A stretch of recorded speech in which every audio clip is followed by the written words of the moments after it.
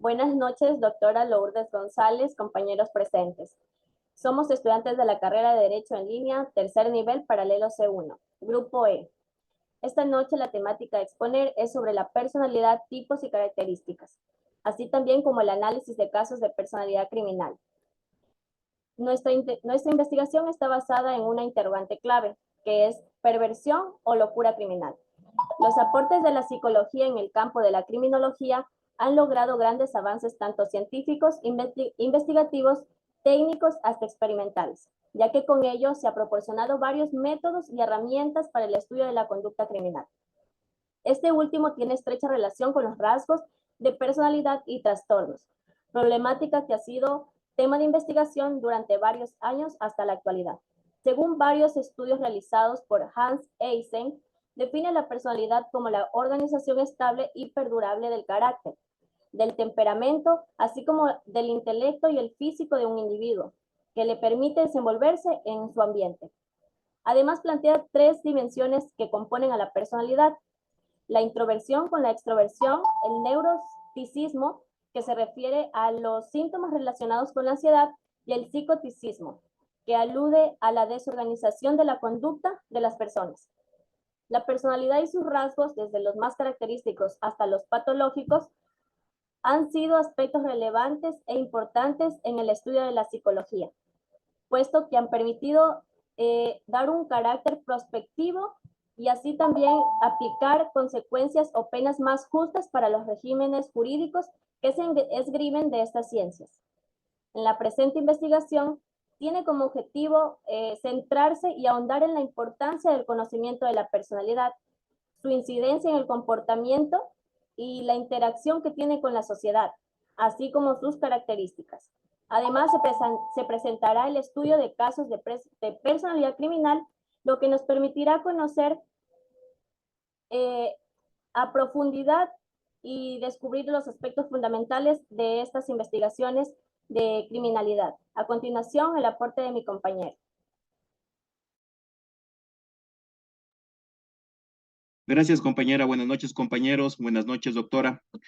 Yo les voy a hablar sobre la importancia del conocimiento de la personalidad y su incidencia en el comportamiento e interacción social. Para comenzar a hablar de la personalidad, debemos definir el término y podemos decir que se deriva del latín persona y significa la máscara que usaban los actores en una obra de teatro. Es fácil ver con el tiempo, las personas comenzaron a dictar el rostro físico y público que mostrábamos a quienes nos odiaban. Etimológicamente, podemos concluir que la personalidad se refiere a las cualidades externas, visibles, aspectos que las personas perciben. En este concepto se definirá luego en una relación con la impresión que causamos en las personas, es decir, nuestra apariencia. La edad y el desarrollo de la personalidad estaba formado hacia 5 años y después cambiaba poco. Estudios del desarrollo de la personalidad con el transcurso del tiempo indicaban las características de la personalidad de los preescolares. Cambiaban enormemente, como demuestran en el trabajo de seguimientos efectuados entre 6 y 7 años.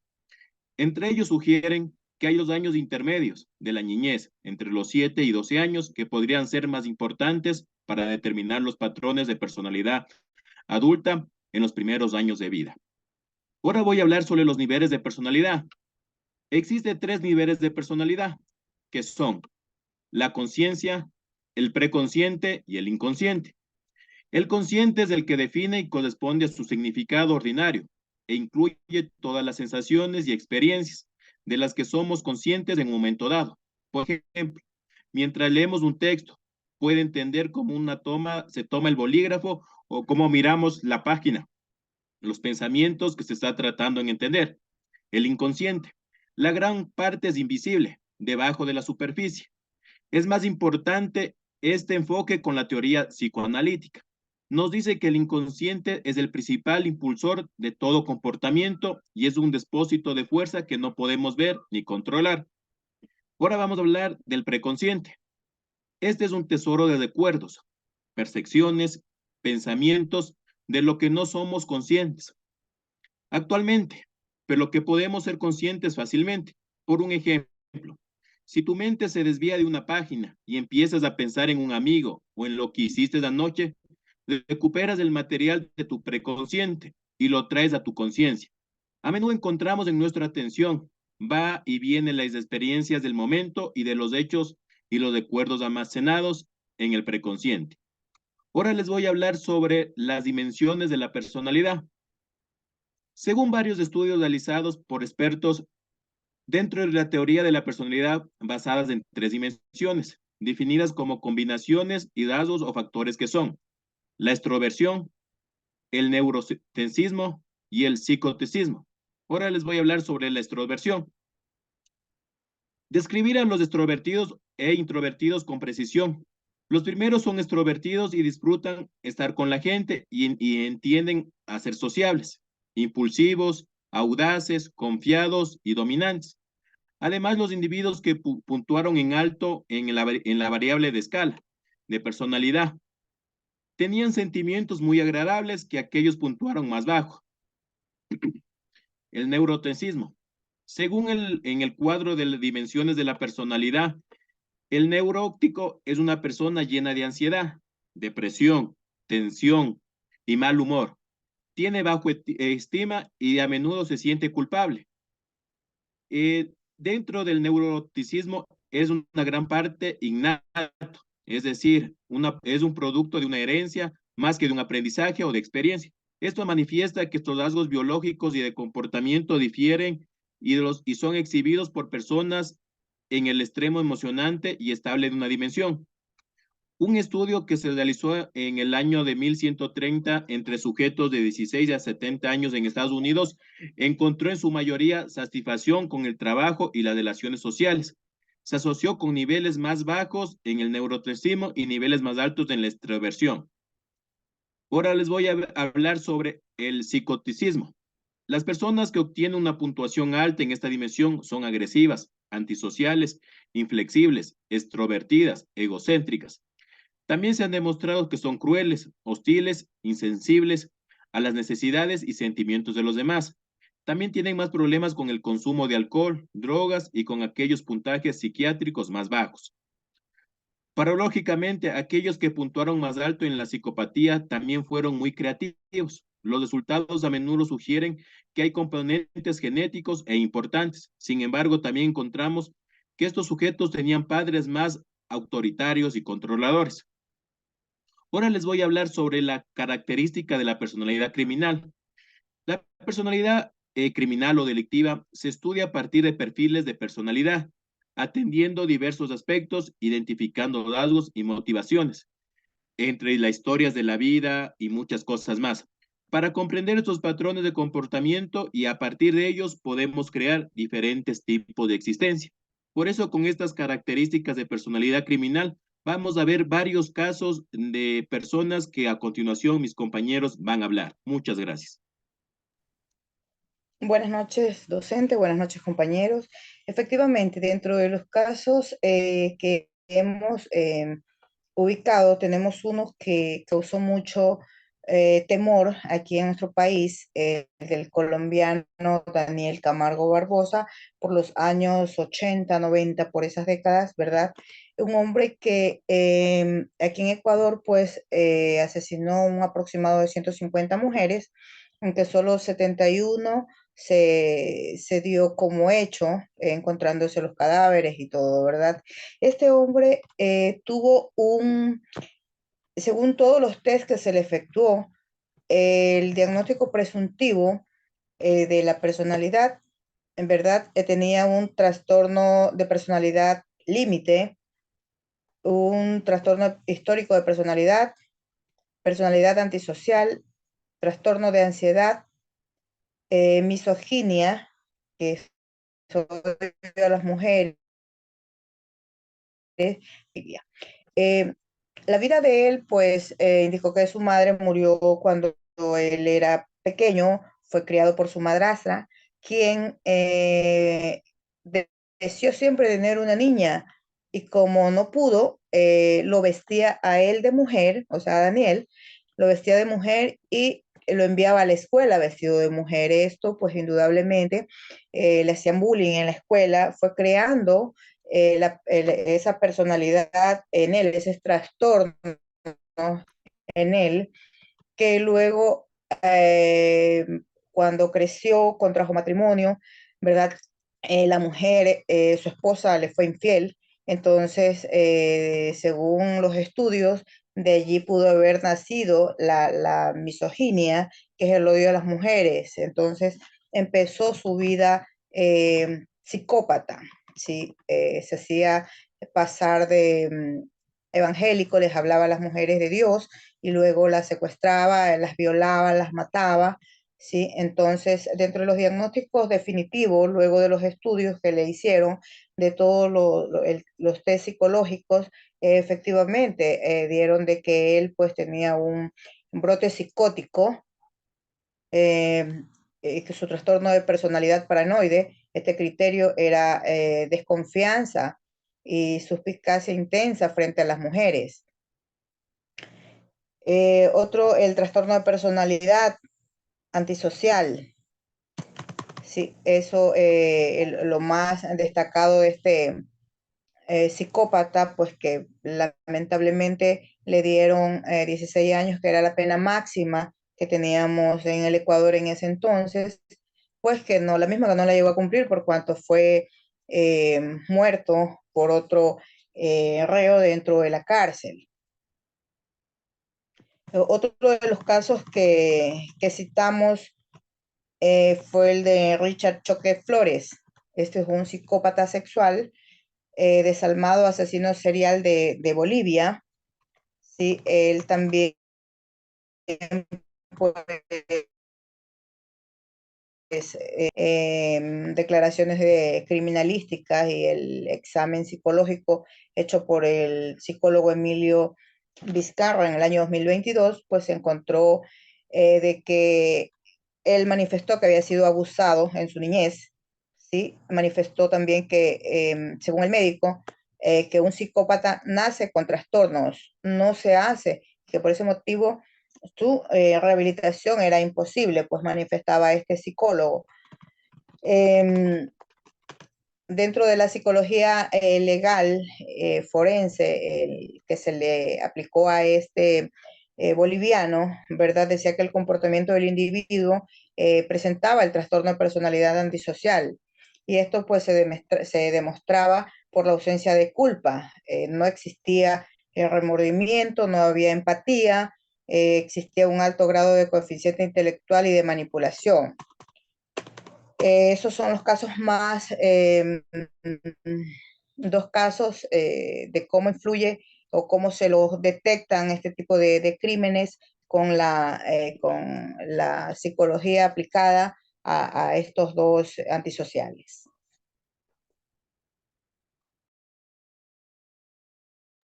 Bueno, compañeros, estimada docente, yo quiero hablarles del último caso que nosotros hemos citado en el trabajo, que es de Joseph Fritzl, es conocido como el monstruo de Amstetten, que este fue un caso, bueno, un caso un poco conocido en lo que es de Estados Unidos.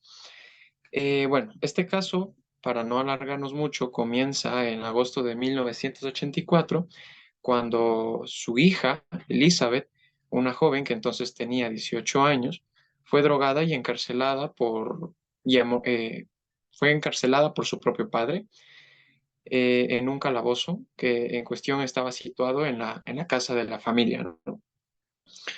Bueno, durante estos meses la joven fue mantenida, confinada y a menudo violada por su propio padre. Para explicar su ausencia a su madre y al resto de la sociedad, se vio obligada a redactar un mensaje en el que afirmaba que había abandonado su hogar por voluntad propia y que gozaba de una buena salud, esto obligada por su padre, claro. Hablando ya del dictamen psicológico, este caso fue llevado a la justicia muchos años después. Eh, y bueno, lo que a continuación dicen los psicólogos es que el diagnóstico clínico criminológico eh, y lo que se le examinaría a este señor es que era un niño que en su infancia no recibía amor de su madre y según su psiquiatra podemos especular que sus acciones hacia su madre y luego hacia su hija estaban motivadas por represalias contra las mujeres, así como por un esfuerzo por codiciarlas para que le mostraran afecto. Las características de este caso pueden hacernos creer que las acciones que estamos viendo son indicativas de una determinada condición mental. Los psicólogos creerían que, según los estudios que le hicieron cuando esta persona fue arrestada, es que tenía alguna condición o alguna enfermedad mental. Pero es importante que lo que debemos tener en cuenta es que en ocasiones determinados delitos pueden perpetrarse en estados alterados de la conciencia, en los que el paciente no es consciente de sus actividades debido a una afección como la esquizofrenia. Sin embargo, el individuo puede no ser legalmente culpable dependiendo de las circunstancias, lo que hace necesario el internamiento psiquiátrico. Este hombre se sometió a numerosas sesiones con el psiquiatra para averiguar el estado y las capacidades mentales del sujeto. Pero ¿cuál fue el resultado de la investigación? Es que es completamente culpable, eso claro está, y consciente de las consecuencias de sus delitos y no está afectado por ninguna enfermedad mental. Las herramientas que los psicólogos y psiquiatras utilizaron fueron varias entrevistas que duraron horas, un examen psiquiátrico y, no obstante, se observaron impulsos sexuales sádicos, también se observó la falta de empatía, apego emocional, todo ello junto con las acciones y declaraciones de la propia persona. Dijo que, literal, en una de las tantas sesiones que tuvo, dijo que él nació para ser un violador. Y esta respuesta hace pensar de que él es un psicópata, un sociópata, pero no lo es. Según el informe que fue público del psicólogo, no posee un nivel inadecuado de sus facultades mentales, no tiene una modificación patológica de sus facultades, no, en el momento de los hechos no se encontraba incapacitado. En el momento de la ejecución de los hechos estaba inconsciente, a lo que la respuesta es que no. Entre sus rasgos de personalidad se encuentran la modificación de sus preferencias sexuales, tener un importante grado de narcisismo y ser incapaz emocionalmente. Y lo último, lo último que los psicólogos revelan es la personalidad que él tenía, ¿no? Que se caracteriza por un narcisismo elevado, una ausencia de culpa, no sentía para nada culpa, conciencia de los hechos, según sus declaraciones, un alto egocentrismo, frialdad, falta de empatía, predomina una autodestrucción, es por eso que agrede a su familia, y temor de estar solo y aislado afectivamente. Para concluir, como conclusión, eso continuaremos viendo que según las investigaciones, al no ser declarado un enfermo mental, su investigación sigue abierta y aunque este criminal sigue preso, puede salir el siguiente año. Estamos hablando del 2024. Eso es todo, compañeros. Muchas gracias. Buenas noches con todos.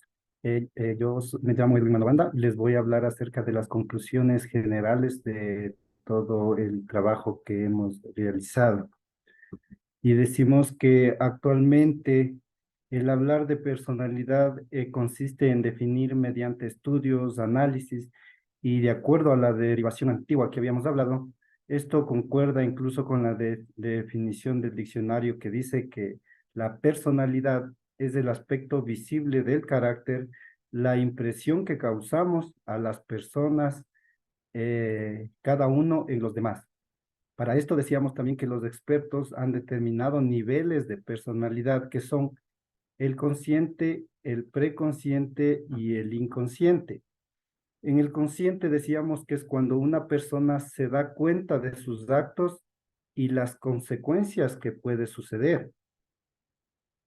El preconsciente que tiene sensaciones del consciente e inconsciente en ciertos momentos dados. Y el inconsciente, que es la persona que no se da cuenta del alcance de sus actos y que puede llegar a hacer daño a otras personas. Así también habíamos dicho que de acuerdo a los estudios existen dimensiones de personalidad y estas eran tres, que eran la extroversión frente a la introversión, el neurotismo frente a la estabilidad emocional y el psicotismo frente al control de impulsos. Decimos que la extroversión frente a la introversión se caracterizaba por generar concentración de interés que lleve a un objetivo, enfrentando y compaginando con sus pensamientos y sentimientos. Y yo en este concepto lo relaciono al primer caso que habíamos visto, que era del violador Camargo Barbosa, porque él se concentraba en un objetivo. Incluso, bueno, yo soy de Tungurahua de Píllaro, y yo recuerdo que cuando tenía unos 8 o 9 años, a él lo cogieron en Píllaro. Él estuvo en Píllaro vestido de mujer, y como había manifestado, él se vestía de mujer, y lo que se iba él es a los centros donde recibían el catecismo. Entonces ahí lo cogieron a él, y yo lo relaciono con este concepto de extroversión frente a la introversión. Bueno, así también decíamos que hay el neurotismo frente a la estabilidad emocional. Aquí la persona decíamos que tiende a prestar ansiedad frente a la capacidad de sus emociones que afectan en su diario vivir, es decir, lo que le hace mantener a una persona estable o inestable.